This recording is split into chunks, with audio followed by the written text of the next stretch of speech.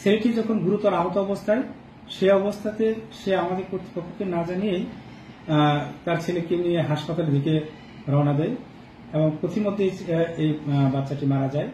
মারা যাওয়ার পর সে আবার তার গ্রামের বাড়ির দিকে রওনা দেয়। এই বিষয়টি আমরা জানার পরে ওই সময় আমাদের দর্শনার্থী ছিল, বেশ কিছু দর্শনার্থী ছিল, তারা বিষয়টি দেখেছে এবং কেউ কেউ ভিডিও করেছেন, ছবি তুলেছেন।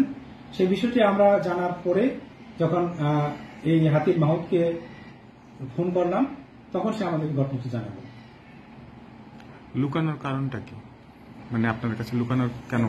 আমি মনে করি যে সে হয়তো এটা ভয় পাচ্ছে, যেহেতু ওখানে ওই হাতির এনক্লোজারে যাওয়ার জন্য শুধুমাত্র পারমিটেড ছিল তো সে হাতির মাহুত, সেখানে কাউকে নিয়ে যাওয়া তো তার পারমিটেড ছিল না।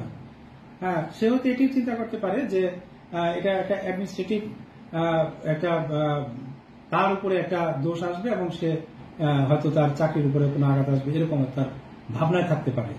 সেটা আমি জানি না। সে আমাদেরকে লুকানোর চেষ্টা করেছে। এর আগে কখনো নিয়ে গিয়েছে, মানে তার ছেলেকে নিছে, এরকম কোনো ঘটনা আছে? না, তার ছেলেকে আগে কখনো নিয়েছে এই ধরনের রিপোর্ট আমাদের কাছে নেই। তার ছেলেকে কেন নিয়ে গেল এটা কি জানতে চেয়েছিলেন মাহুতের কাছে?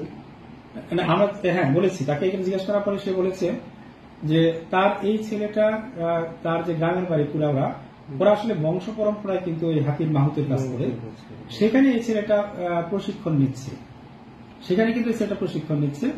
এই ছেলেটাকে সে আজকে সে আসছে তার মা বাবার সাথে ঈদ করার জন্য, সে চিন্তা করেছে আমি তাকে নিয়ে ভিতরে যাই। হ্যাঁ, এই হলো বিষয়। এটা কিউরিওসিটি তার একটা ছিল। আপনারা পরবর্তী মানে কার্যক্রম কি নিয়েছেন কর্তৃপক্ষ?